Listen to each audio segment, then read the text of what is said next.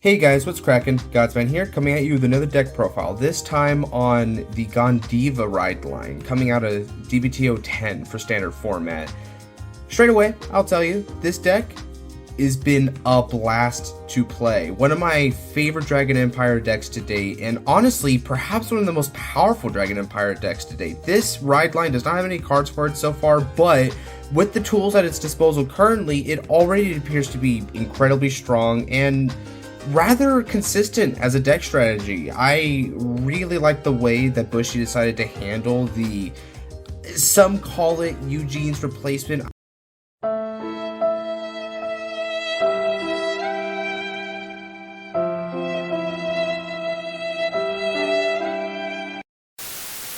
I'm just going to say the new era bind slash retire kind of strategy. This deck feels a lot like Blade Master and Dungaree at the same time, and it's produced together rather marvelously. So this list is coming out fairly fast, but I've done a good bit of testing. Don't get it twisted.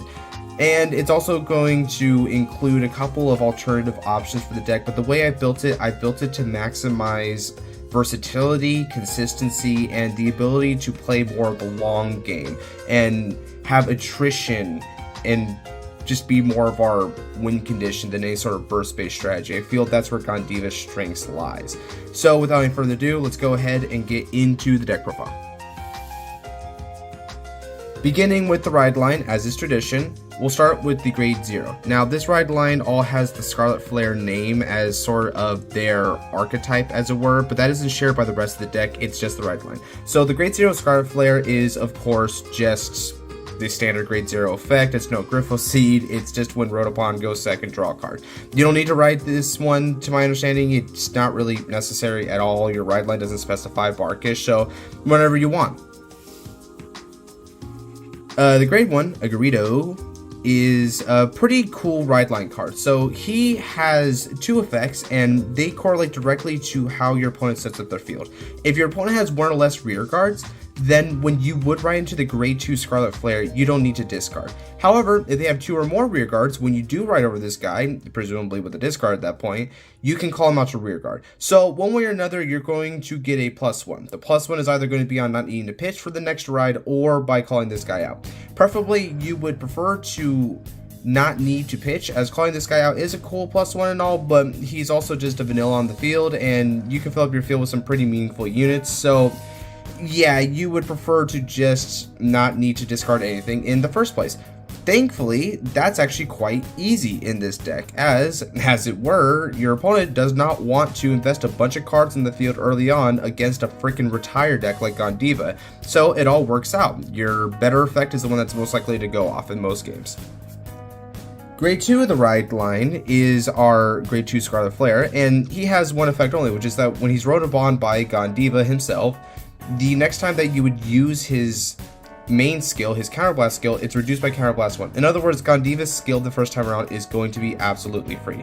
And this is phenomenal. Not just because of the fear of damage deny, but also just because there are going to be situations where your opponent invests something with the field, but as we'll go into a Ghandiva, his effect can also be pretty good for plussing and still ramping up your game plan. So the fact that you don't need to actually waste a counterblast for sort of a subpar use of his effect, it's not maximized, minimized if anything, is really nice. It's very thoughtful for how the game state's going to end up going most of the time against the opponent. So yeah, really good ride line here overall. Now let's go ahead and go into the grade 3. We've got Scarlet Flare Marshal Ghandiva. Ghandiva is a beast of a card, with 3 effects, all of them being very good. The first effect states that when your opponent's rear guards retire during your turn, you can choose a card from your drop zone and bind it face down. Yes, that is kind of Dungaree-like, and that's what I love about it.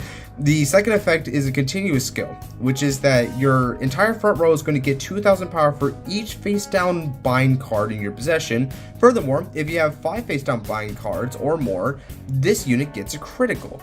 So yeah, you can essentially, with 5 binds, not only give this guy a critical, but get a pseudo persona ride as soon as turn 3. And this is going to keep on scaling turn after turn. So even if it's just a couple binds, start like 4k the front row, that's pretty nice.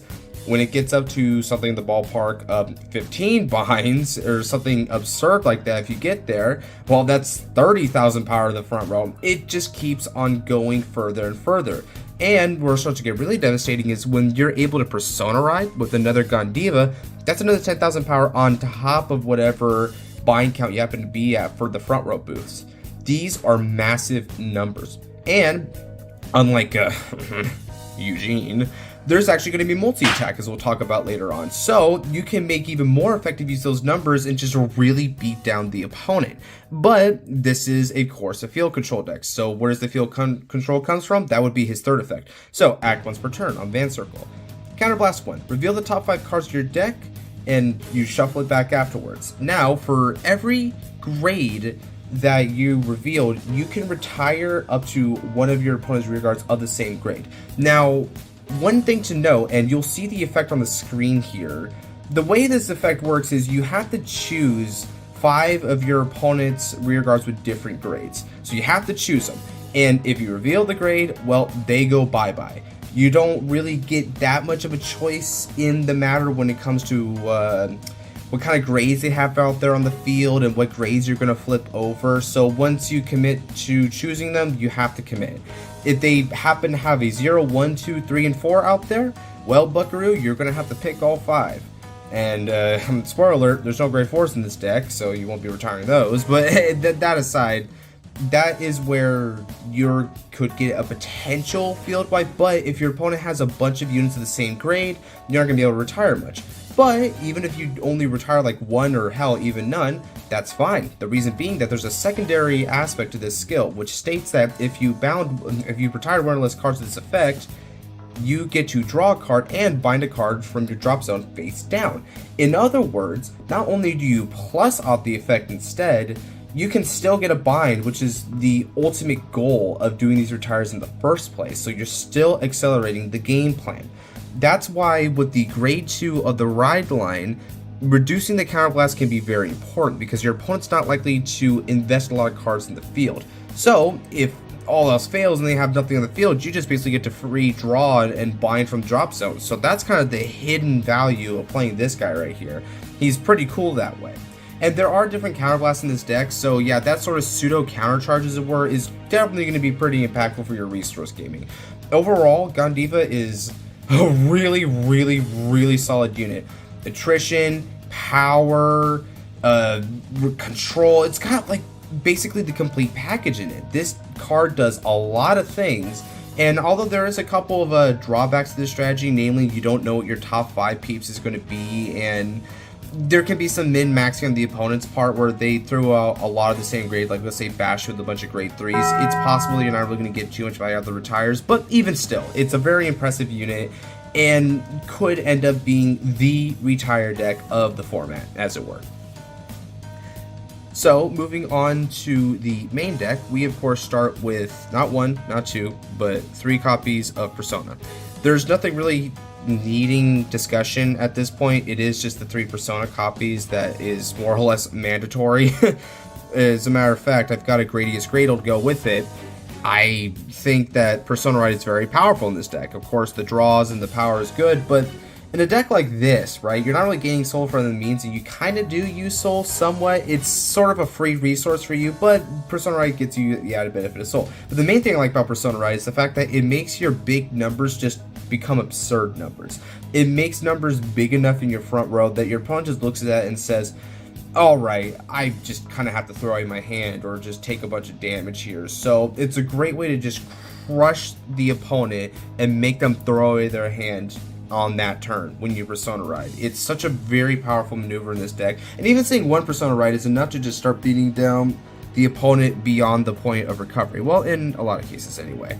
Now, there could be some cases where you don't see your Personas, and that kind of sucks, but this deck doesn't really need Persona, but if you do see Persona, well, you love to have it. And that's that. Alright, so now we come to the supporting grade 3 of the deck, because most new ride lines seem to have like that one major supporting grade 3 that's a staple, and it's going to be this guy. So his effect states that when he's placed on rear, if you have a Ghandiva Vanguard, you Soul Blast one and bind one of your other rear guards face down. Choose one of your opponent's rear guards and retire it. However, if you did not retire this effect, you instead draw a card and bind a card from drop face down. So yeah, it's another means of retire with the Ghandiva deck, and noting the nature of retiring with Ghandiva himself, if your opponent has duplicates of grades on the field, effects like these are pretty nice for being able to just clean up what Ghandiva couldn't pick off earlier and actually commit to a full field wipe at that point. But ironically, even though he does have the retire skill, you probably don't want to retire with this effect. Instead, what you want to do is you want to call it and bind one of your other rears, which accelerates the binds, but because they don't have a rear guard left, you instead just draw to make up for that neg, and then you'll get a bind face down anyway. So the point of the retires in this deck is to get Ghandiva's primary skill of binding cards from drop zone. That is important. So you achieve the end goal anyway, but make up for your neg if you don't retire any of their cards. So that's what you want, and it's pretty easy to achieve that. It's only on place though, but that on place aspect can actually be abusable with another card when you get to a couple slots later. Overall, it's just a really solid grade 3, and you want to be playing at least another fair bit of grade 3s because you're sort of grade dependent in this deck by off what Ghandiva reveals off top 5. So you want to see a fair bit of grade 3s because that tends to be a pretty common grade out there on the field for the opponent. Okay, so if you discount Gradius Gradale, we actually do have another order in this deck, and that's going to be 2 copies of Best Harvest. Yeah, as if it wasn't already mean enough to say that this is Eugene's replacement, we're also going to be nicking a couple of Eugene's cards in this deck profile. Best Harvest is pretty aptly named because this is one of the best cards for a retire deck. You choose your Vanguard till end of turn, it gets the auto skill. When your opponent's rear guard is retired during your main phase, you draw a card. So, what does that sound like? Why, that sounds like access to fat stacks, because if Ghandiva and friends can retire like 2 or even 3 rears, well, that's like 2 or 3 extra draws. It's absolutely absurd. The only reason why I don't play more is that deck space and tight, and you're only really going to be resolving like 1, maybe 2 Best Harvests in a game anyway. So I just thought, okay, if you see it in hand, hold on to it. You know you're going to be able to resolve it later. And that's how it goes. Now, don't necessarily settle for using Best Harvest early. Try to hold on to it until you see that your opponent is committed pretty much as you think they will commit in a game, and then pop this bad boy off and get a bunch of draws and just hunker down and play the attrition game, as is the ultimate goal of Ghandiva. It's just a really solid order, and although it technically conflicts with Gradius because you only play 1 normal order in a turn, don't fret about that. Overall, it's still going to come up a lot of the time. You'll still be able to activate it. If nothing else, just try to normal Persona Ride rather than use Gradius on a turn that you intend to use Best Harvest.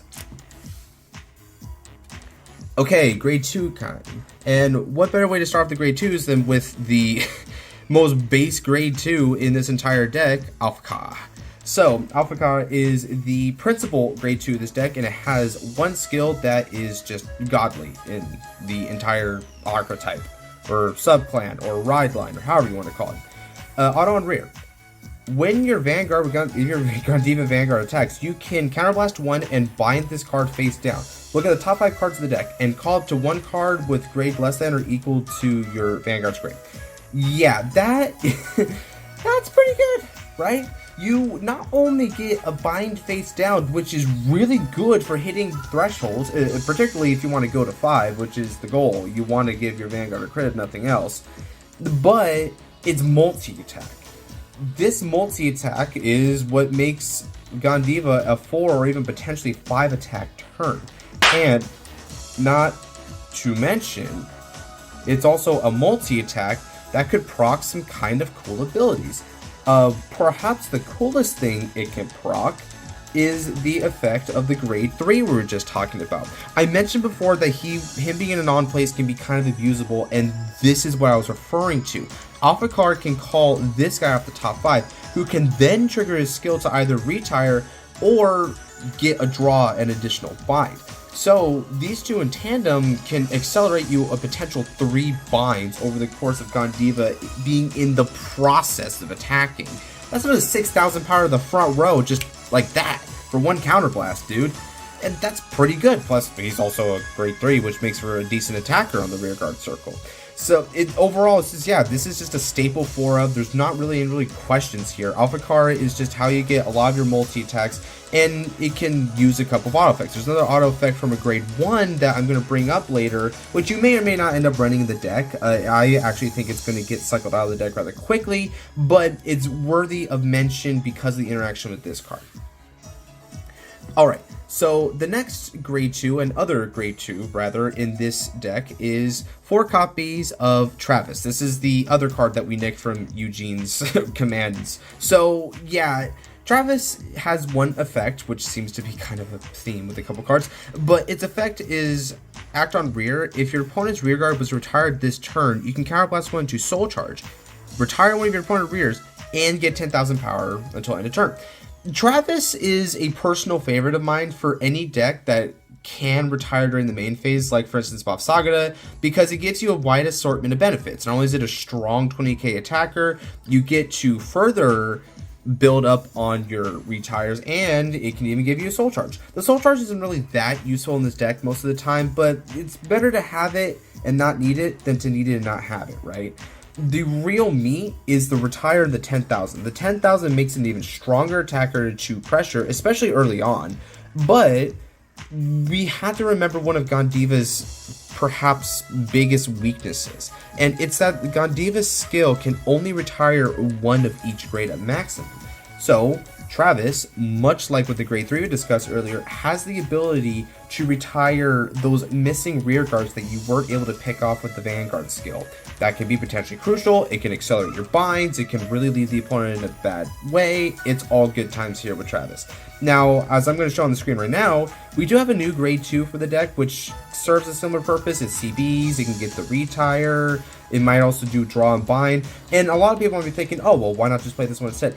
The reason why I prefer Travis in this instance is that that card, being able to retire rear, it's kind of cool, but it's only in one place, so you only get one instance of it. And at the end of the day, when you're playing that card, you probably don't, it doesn't seem like it's going to pop up in quite the same way Travis is. After all, Travis is a stronger beater. It still retires just like that card does. The only time you might prefer that card over Travis, in all honesty, is if your opponent doesn't have any rear, so you're just CBing to get the draw and also bind.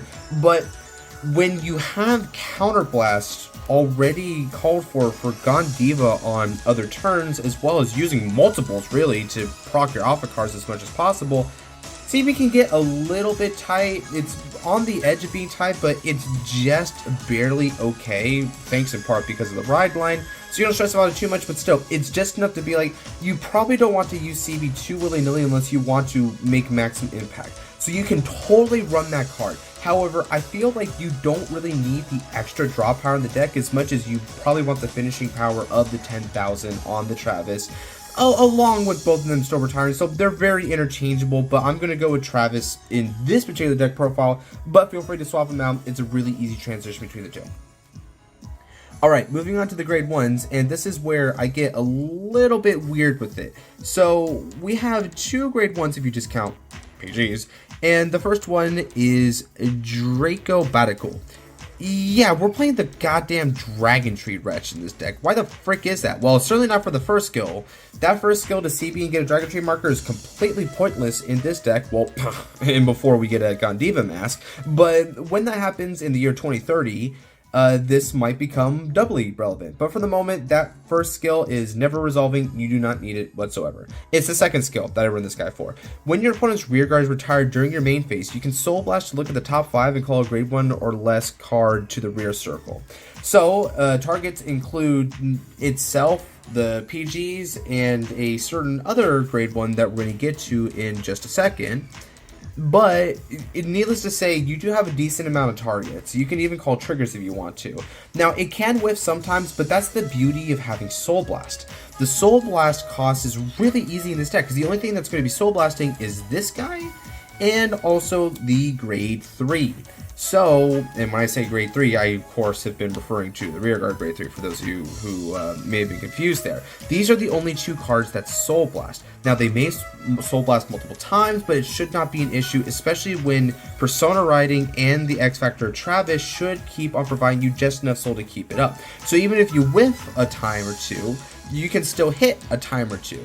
And anytime you hit, it feels really nice to get a solid +1 to field for just a mere Soul Blast, and just on the condition of you doing your fundamental gimmick in the first place. So yeah, it's just a really nice potential pluser.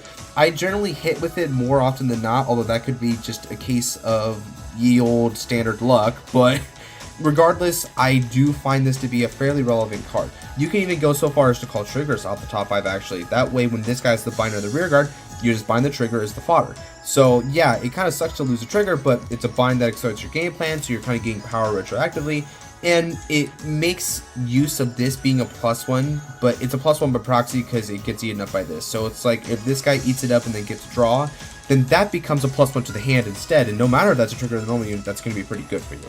So you can sort of launder it into a better card if you have to call it trigger, which you don't have to call anything, but if you see the opportunity, you might want to do it.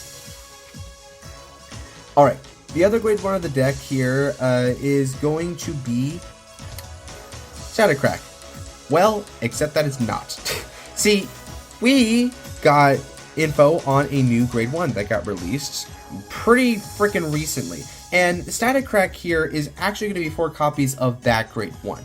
Now you may be saying, okay, so why don't you just wait and, you know, make proxies of the new grade 1 and just put that person instead of Static Crack? Well, the main reason was twofold. First off, I didn't really want to do that. I wanted to get that out there, and it'd be pretty easy just to mention this card as being the actual card include here. But that's not the only reason. The other reason is because, honestly, Static Crack could end up being a replacement for Draco Batacle if you prefer. So instead of running this card, you can run 4 copies of this card and 4 copies of our new grade 1 that you see on the screen here. So let's talk about the new grade 1 first. The new grade 1 is quite simple. After it's done boosting, if you have retired an opponent's card, you can bind the card face down and draw a card. Yeah, that is indeed a Painkiller Angel for Dragon Empire, which is pretty crackety-dackety already. It's really nice, but in Ghandiva, it's wonderful, because you also get the added benefit of course, accelerating the number of binds you have, while maintaining strong hand advantage. It builds your power, your end goal, your win con, I guess if it were, but it's not really win con, it's more just beat down. And of course, giving you more cards in hand, so you're able to just tank out and do the attrition game. That is the name of the game here. Hunker down and out-resource the opponent until they can't withstand your big-ass hits anymore. Alongside that, you can play Static Crack Dragon, either with the new card or with this guy, Draco Batacle here. Now, Static Crack's skill is quite simple. When your other unit is placed on his rear circle in the same column during your turn, that placed unit's going to get 5,000 power. It seems like kind of a small benefit first. It's kind of cool because it's just always there. You don't need to pay for anything. It's just kind of a nice booster, if you will. But one way you can make the most value out of that effect is if you combo it with Alfakar. This is another auto skill. We can use Alphacar skill because you place this and then you place Alphacar. So boom, 5k power here. She swings. She's already 15 at base, even if you don't have any of the binds. But you should at least have a few binds, but still, this can hit numbers anyway. Afterwards, you can get rid of Alphacar and call something new off the top 5, right? Which will now also get 5k from the skill because it was placed in the column. So now you get to double dip on the 5k. Another potential thing to note with this card is if you do have this setup of Alphacar and our boy Static Crack, it's wise to boost with the Static Crack on the first swing here, the swing with Alphacar. The reason is not just because you're going to just end up getting more binds anyway, and so the power difference doesn't really matter, losing the booster here, and you just want to even out the numbers throughout all of your swings. But there's a chance that when Alphacar goes out and calls a top 5, the card it's going to end up calling up the top 5 is the grade 3. Now, the grade 3, as you'll recall, has the ability which costs binding one of your other rears face down. So what you do is you call the grade 3 off the top 5, this triggers to give him 5,000, and then he activates to Soul Blast and bind this guy face down. Thus, you got the boost, but you also got to use the effect. And because you boosted this guy with the first attack anyway, you didn't waste that rear guard in your battle phase. So it's very succinct and harmonious how your attack pattern turns out. Soundtrack is good if you're just trying to maximize on the big beatdown aspect of it, but it's not a mandatory card by any means. But it is worthy enough that I decided to still bring it up in this video, and it could be better off than Draco Batacle if you don't want to take a chance on this, although I do love the opportunity to plus, especially at such a wholesale price as it were.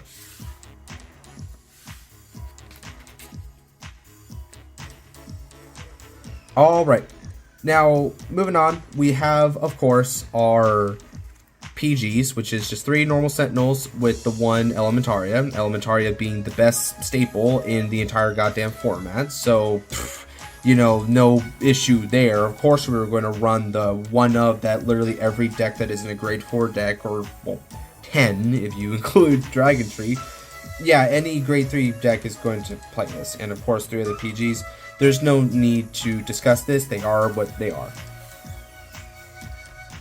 Okay, trigger lineup. So, starting off, we've got the 4 effect crits, followed by, not 4, but 3 regular crits.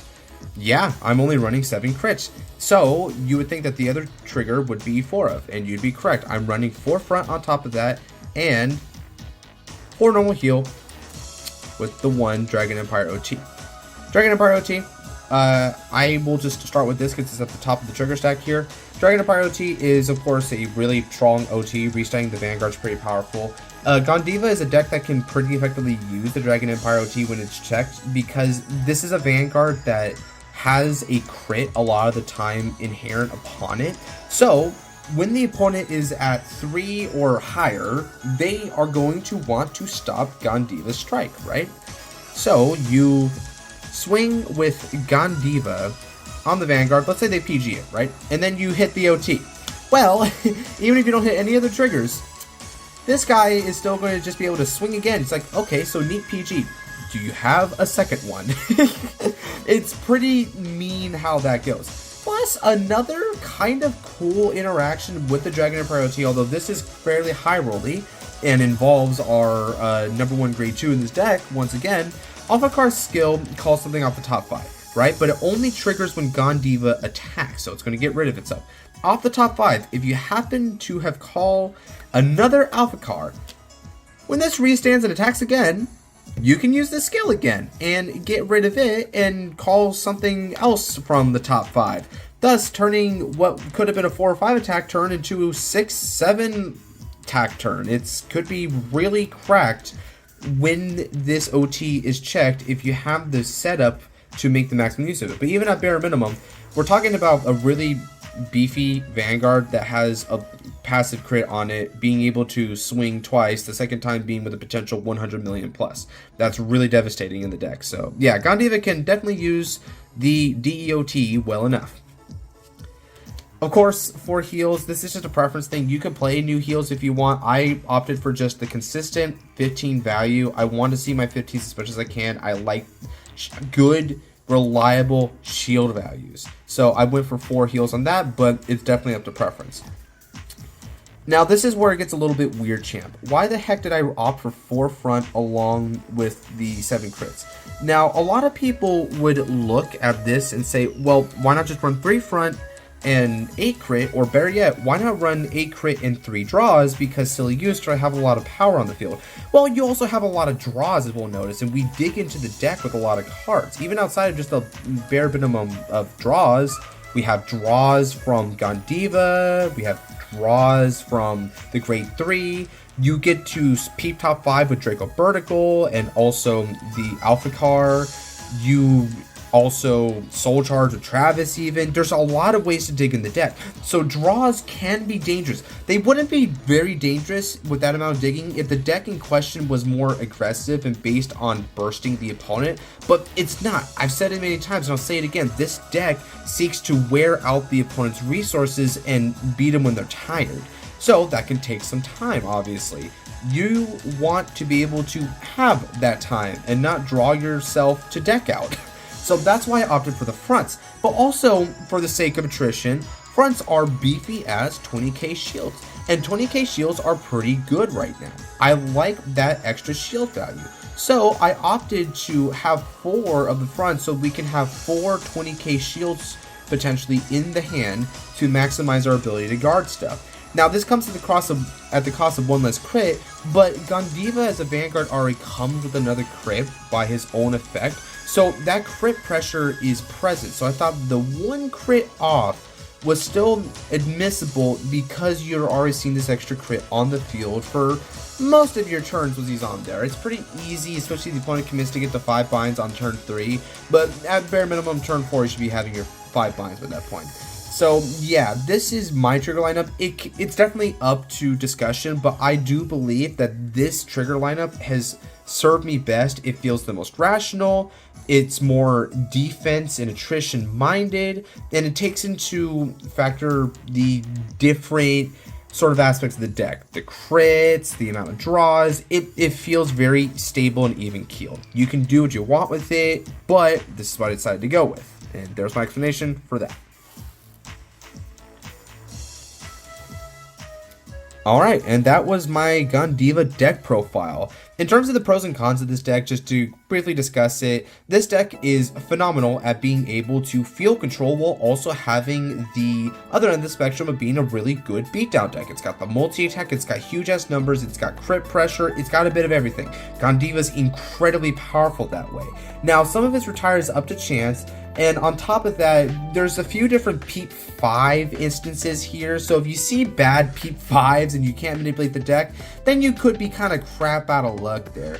Also, this deck is based pretty heavily on accelerating your binds, so your opponent could have some amount of play around if they happen to have cards that can't be targeted or rather chosen by your card effects. That can be kind of annoying. I've seen things like Trick Stars be pretty big, but still, that isn't too much of an issue most of the time, because your deck still accounts for not being able to retire and get spines through other means. A few of your cards reference that already, so that's not that big of a deal. Those are more or less kind of the cons of it, but there's not many cons because this deck is just legitimately very powerful. Now, I mentioned in the beginning about the whole Eugene versus Ghandiva thing. Here's where I stand with it. Eugene as a deck is not as strong as Ghandiva right now, I believe, but that has less to do with Ghandiva being a better version of Eugene and more about the fact that Eugene suffers from things that Ghandiva doesn't.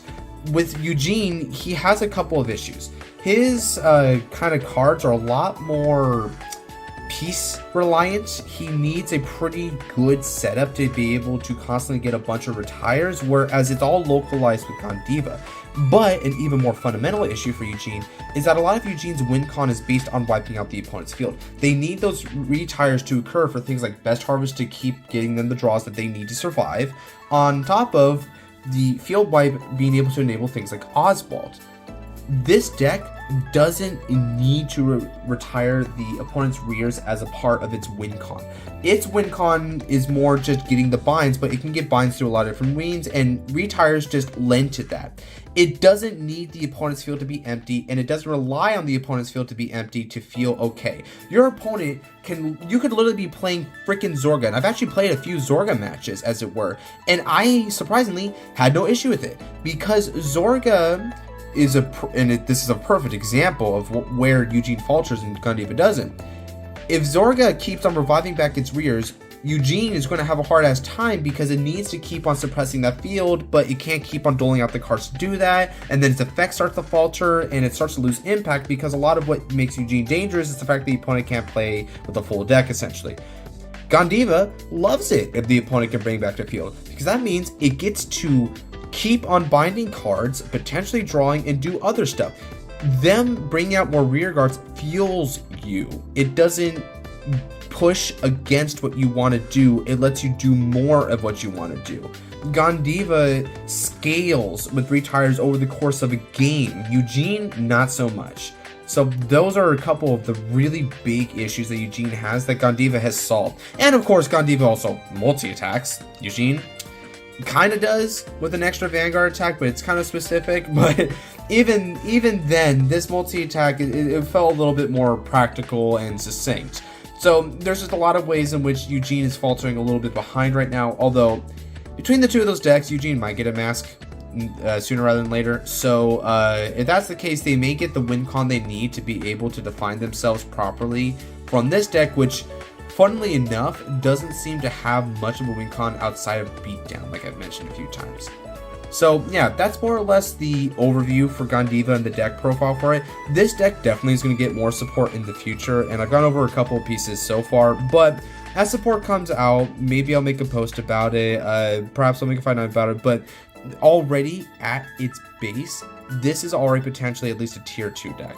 This deck is very, very scary and annoying to fight, and I freaking love it. So, if there's any different cards that I didn't consider, mention here, or strategies that I failed to consider, feel free to let me know down in the comment section below. If there's anything that you jive with, or perhaps you simply want to tell me why you too is fangirling over this deck the way I've been fangirling over Ghandiva, yeah, feel free to give me that in the comment section below as well. I'll be sure to respond to you. And that aside, if you did like this deck profile, then there's plenty of others I have in the channel, along with tier lists, top 10s, anime watch-alongs, which are going on right now, which seem to be doing pretty well, so go check that out as well. And if you like what you see, then perhaps consider leaving a subscribe while you're there and turning on the notification bell for the next time I upload a video. And with that, take care, God bless.